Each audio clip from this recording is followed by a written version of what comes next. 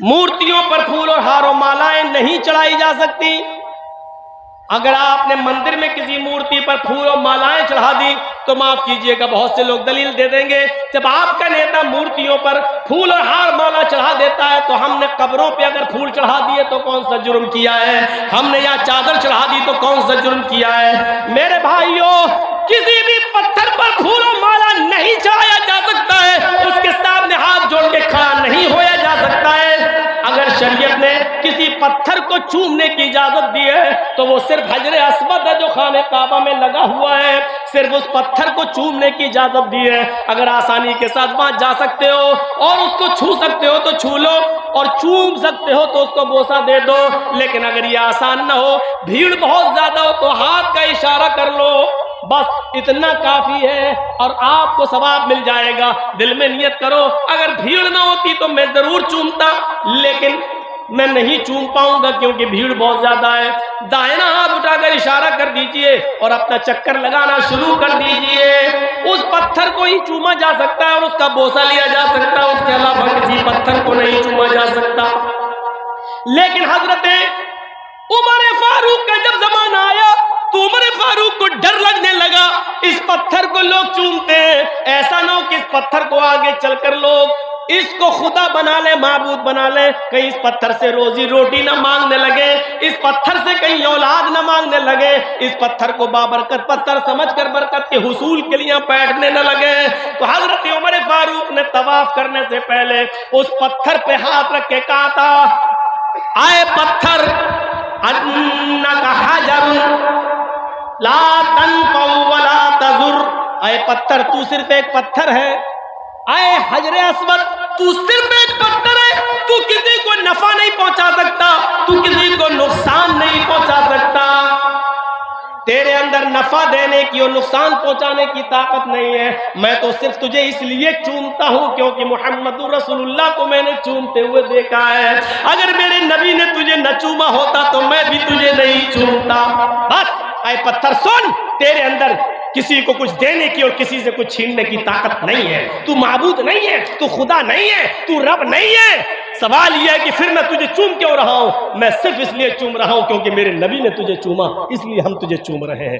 तो मेरे प्यारे साथियों, ये कहकर लोगों को बता दिया कि ये पत्थर पत्थर है, ये रब नहीं है, ये माबूद नहीं है, यहाँ चादर नहीं चढ़ाई जाएगी, यहाँ हाथ जोड़कर खड़ा नहीं हुआ जाएगा, इस पत्थर से किसी किस्म की बरकत की उम्मीद मत रखना।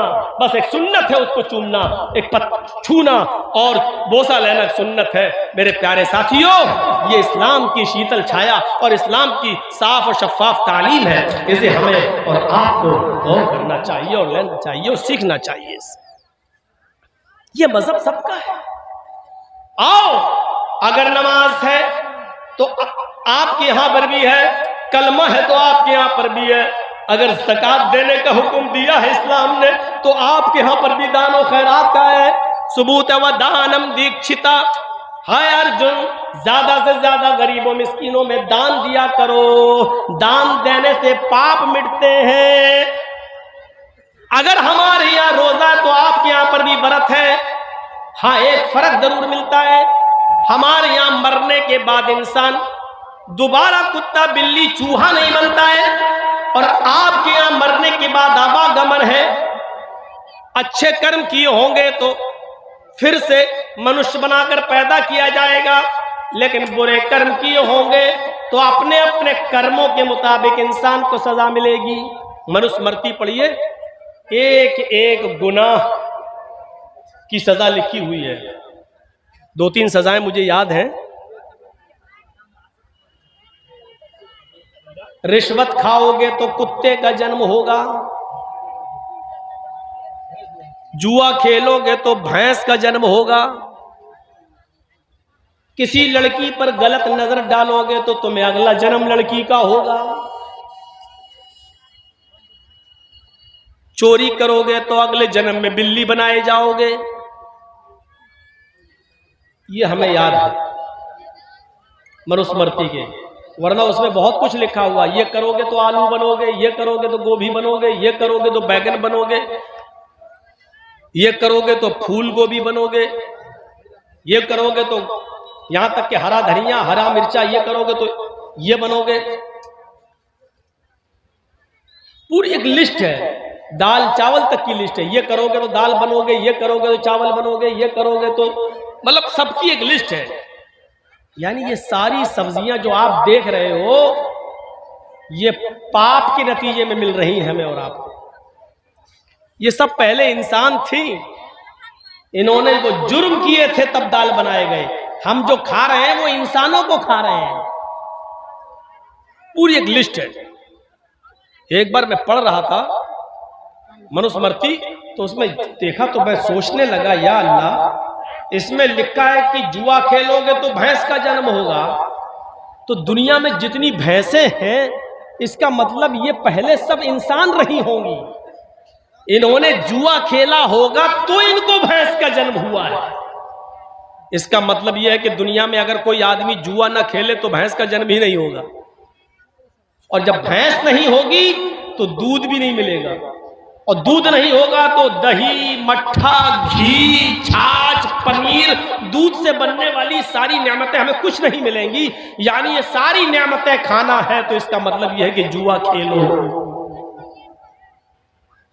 एक पंडित से मैंने कहा, लोकल पंडित से, कहने लगा चुप रहो मौलाना साहब, हम इतने बड़े पंडित नहीं, हमारे किसी बड़े पंडित से पूछो। हम लोग तो बस ऐसी दान कन्या कर लेते हैं, कुछ हमें गुरु दक्षिणा मिल जाती है, हम क्या जाने ये सब। लोकल पंडित था, नहीं बता पाया। क्लियर लिखा है जुआ खेलोगे तो भैंस का जन्म होगा। अब बताइए तो आप, ये सारी नियामतें हमें जुआ खेलने के नतीजे में मिल रही हैं। इससे भी बड़ी बात, चोरी करोगे तो बिल्ली का जन्म होगा। अरे हमने दुनिया में चोरी की, पुलिस ने हमें पकड़ा, जेल में डाल दिया। पुलिस की जेल फिर भी अच्छी है, जब तक हम जेल में है दूसरे की चोरी तो नहीं कर रहे हैं, कम से कम इलाका सुरक्षित तो है।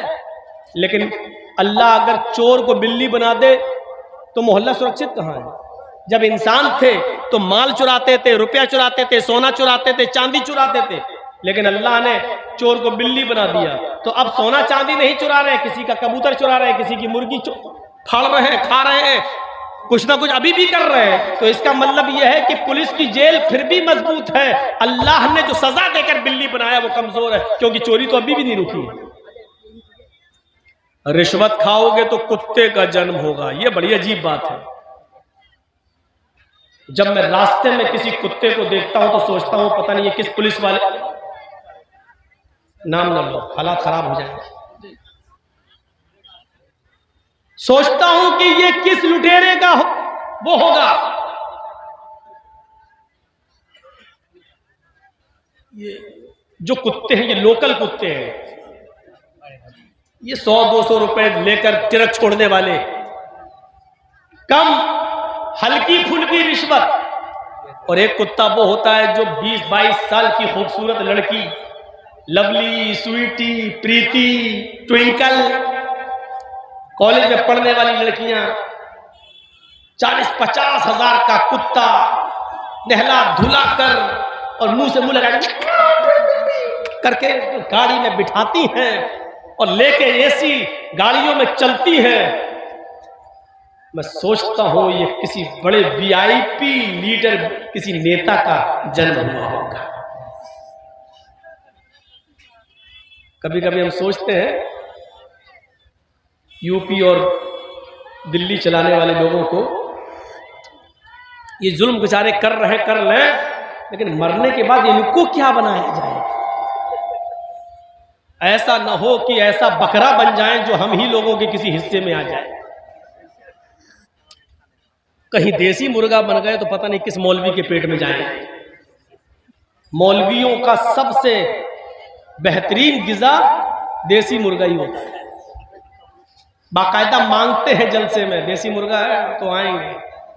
मैं उस मौलवी को जानता हूं जिसने तकरीर की डेट देने से पहले कहा था कि हमें मंगोर मछली, देसी मुर्गा, फ्राई चाहिए।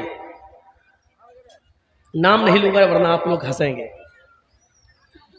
मैं सोचता हूं कि ये लोग दुनिया में बेचारे कर रहे करें, लेकिन आखिर इनको इनके धर्म के मुताबिक कौन सा जन्म होगा, क्या होगा। अगर हमें पता चल जाए कि ये वही आदमी है जिसका जन्म ये हुआ तो हम तो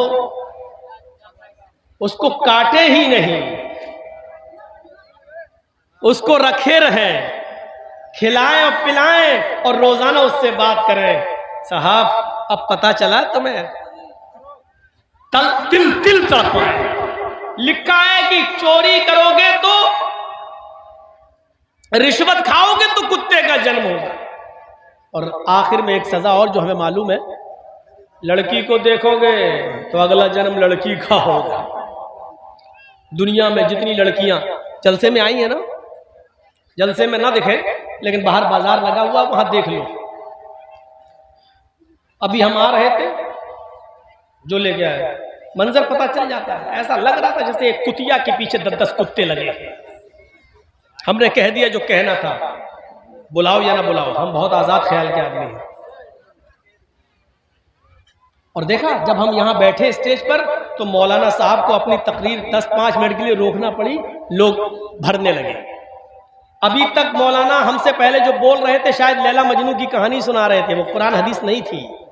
कुरान हदीस तो मौलाना जर्जीस सुनाने आए थे। जर्जीस साहब आए, मजमा भर गया।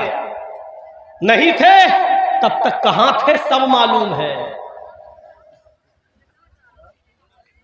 कुतियां घूम रही थी, कुत्ते पीछा कर रहे थे।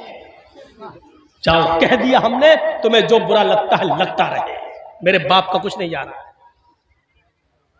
मुझे तो बाल ठाकरे के खिलाफ भी बोला तो मेरे बाप का कुछ नहीं गया। और क्या जाएगा, कोई आसमान से टपकता हुआ कोई फरिश्ता थोड़ी था बाल ठाकरे। उसने हमारे नबी को गाली दी थी, उसने कहा था मोहम्मद अय्याश था, मक्कार था, 11-11 औरतें रखता था। तो हमने कह दिया था जवाब में, 11 बीवी रखने वाला अगर मक्कार और अय्याश था तो कृष्ण जी 16,108 रखे थे, वो क्या थे। उसने फिर तकरीर में कहा था अगर मैं प्रधानमंत्री बन गया तो हरा रंग बंद कर दूंगा। हरा रंग मुसलमानों का रंग है, इस्लामी रंग है, मैं हरा रंग बंद कर दूंगा। हर जगह लाल रंग के झंडे को, केसरिया रंग के झंडे को लागू कर दूंगा।